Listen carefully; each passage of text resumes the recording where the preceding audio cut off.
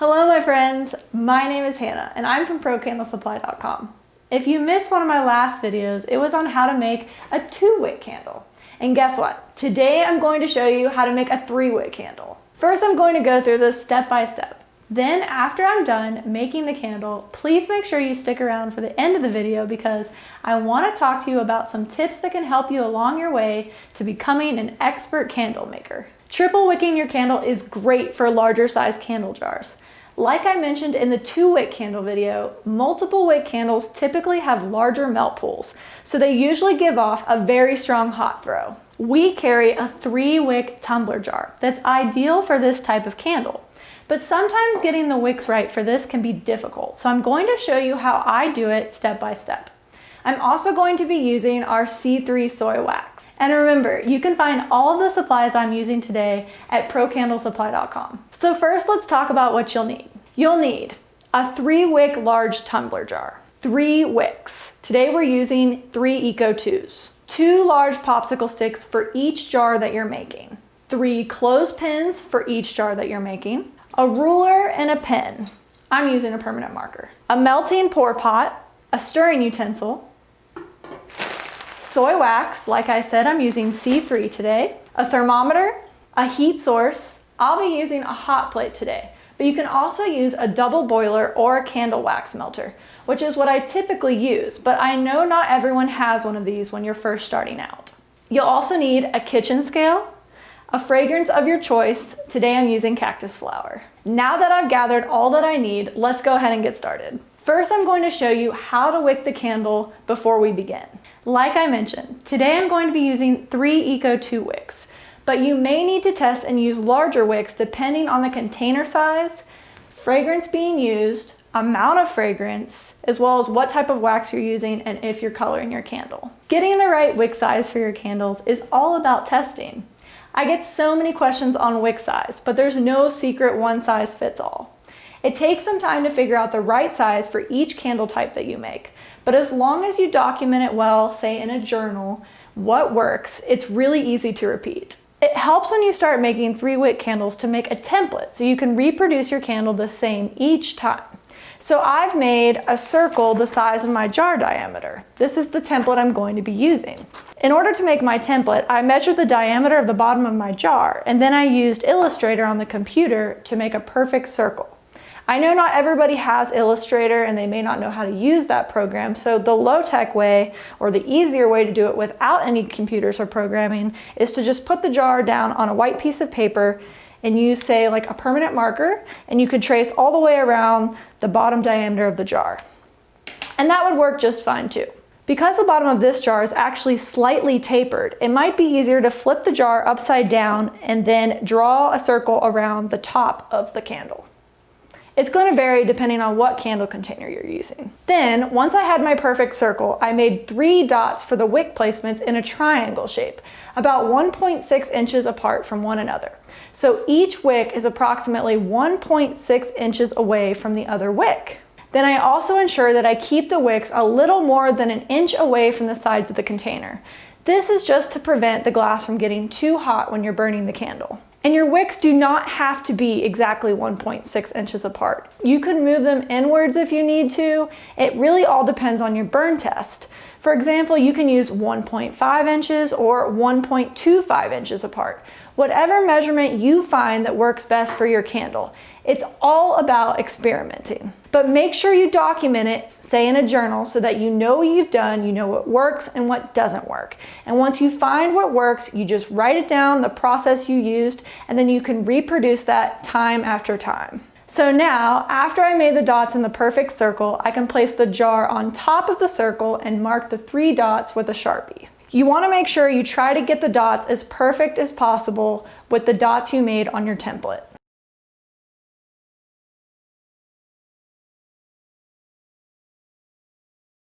Just like so. Then you flip the container over. Take your wicks, take your wick stickers, place the stickers on the wick, and then line the wicks up as perfectly as you can with the dots that you just made. Make sure you press firmly to ensure they're secured to the bottom of the jar. You want to make sure the dots as close to the center of your wick sticker as possible.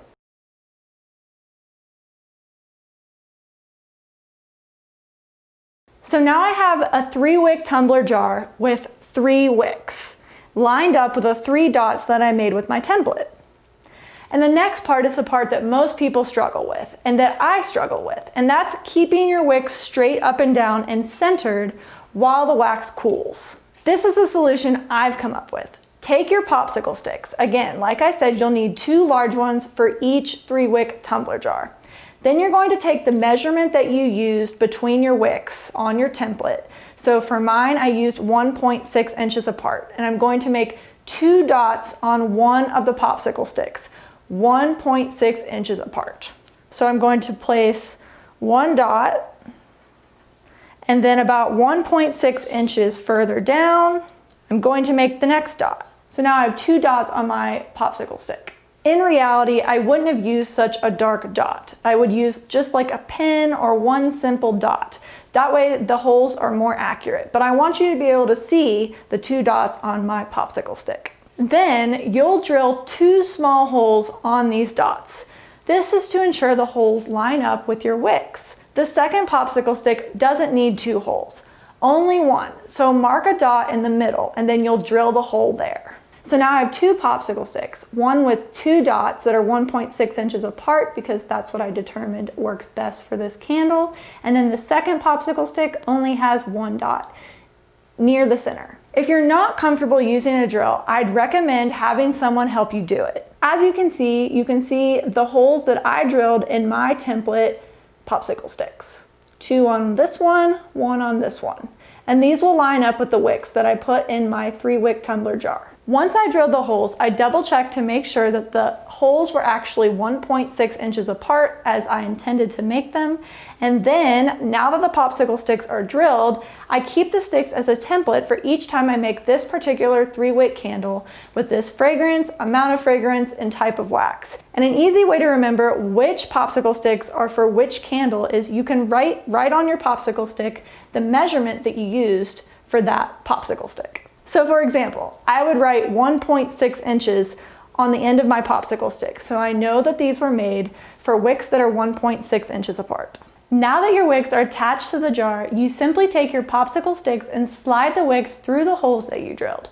Make sure there's some tension on them, just a little bit to make sure that they're straight, and then use a clothespin to secure each wick.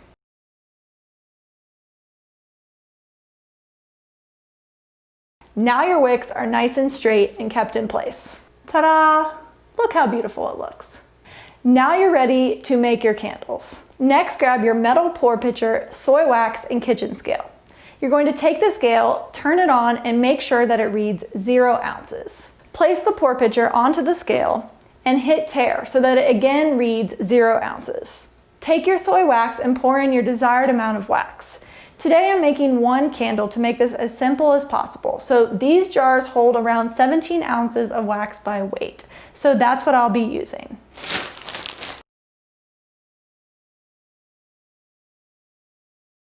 Now that my wax is measured out, I'm going to take my pitcher and place it onto my hot plate. I'm going to heat the wax to 185 degrees Fahrenheit, and once it's reached 185 degrees Fahrenheit, you can remove the wax from the heat. I'm using a hot plate method, so the only thing that I really need to remember when using a hot plate is this is a direct heat method. So that means you really have to watch your wax temperature and make sure you stir continuously in order not to burn the wax or overheat it. So now that my wax has reached 185 degrees Fahrenheit, I'm going to turn on my scale until it reads 0 ounces, remove my wax from the heat source, and place it on the scale. I'm then going to hit tare until the scale reads 0 ounces again, and then I'm going to take the fragrance of my choice and pour in the amount that I'd like. Today I'll be using 8%, so that's roughly 1.36 ounces by weight, not fluid ounces, as we always make candles by weight. Once you've poured your fragrance, take your stirring utensil and mix thoroughly. If you wanted to add color to your soy candle, now is the time. You always want to add color after your fragrance, since fragrance oil can sometimes alter the color of your wax. I'm not adding color to this, so I'm just going to mix thoroughly. C3 wax is great because you can pour at a higher temperature compared to other soy waxes. This reduces the amount of time it takes you to make candles because you don't have to wait as long for it to cool before pouring. And with C3 wax, you want to wait until the wax is around 160 degrees Fahrenheit before pouring. So go ahead and wait until your wax has cooled to this temperature. Once your wax is cooled, go ahead and take your wicked jar and pour the wax into the jar and let cool. You have successfully poured your first triple wick candle. You need to let this sit at least 24 hours before cutting the wick and lighting. So now that I have this candle poured, let's talk about a couple pro tips that I wanted to cover. I get so many emails every day asking questions and tips on making and pouring candles. Here are just a couple that I come across frequently. So if you want to make a candle that's really repeatable, here's one tip. When you're pouring, say, this jar candle, and you want all of your other 3 wick candles to be this same level, I would recommend, as a beginning step, I would suggest taking a ruler and placing it right next to the candle and marking with like a permanent marker, and you can see where you poured to, and then every time you pour that candle, you use the ruler to ensure that it's filled to the same area. This makes sure that they all look the same uniformly if you're shipping out to customers or stores. So for example, what I'm trying to explain is that when I'm pouring the wax into the candle jar like so, I hold the ruler right next to the jar and use the mark that I place on the ruler to match the fill level with the mark. And I kind of watch it as the candle fills. I hope that makes sense. Another question that I get all the time is, what size wick do I use with this jar? Unfortunately, there's not just one size fits all. You really have to do your wick testing. I have a wick guide and a wick testing video on the website that help provide a starting point. With the wick guide, it'll kind of give you an idea of where to start based on the wax and the size container you're using. But I'd really recommend watching the video on wick testing as well, because with every candle that you're making, with the jar that you're using, the wax that you're using, the fragrance that you're using, the fragrance load or the amount of fragrance you're using in it, and if you're using color, all of these variables will influence what size wick works for that candle. So if I were to go and make this same candle tomorrow with lavender and try 1.6 inches between each wick, it may not necessarily work with 3 Eco 2s. So that's why in the process of determining the right wick size for this cactus flower candle, I had to make like over 8 candles to make sure that I was getting the right wick size for the candle. It really comes down to documenting and journaling and keeping track of this. If you're not organized, now is time to try to become organized. Get a journal, write this down, because if you don't, you'll have to do it time and time and time and time again, because you won't remember what detail you did to get to the outcome that you came out with. So if you write it all down and you successfully make the correct candle with the wax and fragrance and color and jar that you're using, you can just go back to your recipe book, kind of like a cookbook, follow those steps, and it's completely repeatable.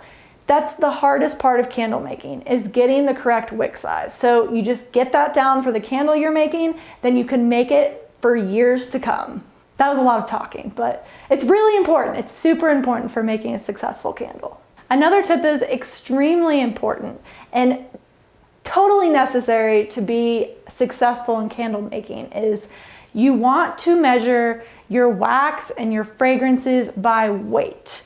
What does that mean? That means when you're in your candle making zone, get rid of those liquid measuring devices. No measuring cups, no volumetric liquid cups, gone. Throw them in the trash. Keep those for the kitchen, for cooking. You want to get a designated candle making scale. Everything should be measured by weight. The reason for this is all of the densities for candle making fragrance oils are different. So if you measure out 1 fluid ounce of lavender and 1 fluid ounce of berry vanilla, they're going to be completely different amounts because the densities differ. So you want to take 1 ounce by weight on a scale of lavender and 1 ounce by weight of berry vanilla on a scale. That's how you can keep the constants the same while you're making candles. So no more liquid measuring. I promise it can help you become way more successful in candle making, and it'll save a lot of headaches when trying to figure out and measure out your supplies for candle making. I think that covers 3 of the largest questions I get on a daily basis. So I hope that cleared some questions up and it can help you become a better candle maker. As for now, that's all for today. Thank you so much for watching. I really appreciate it. I hope this helps you. Make sure you subscribe so you don't miss any future videos. Bye. Happy candle making!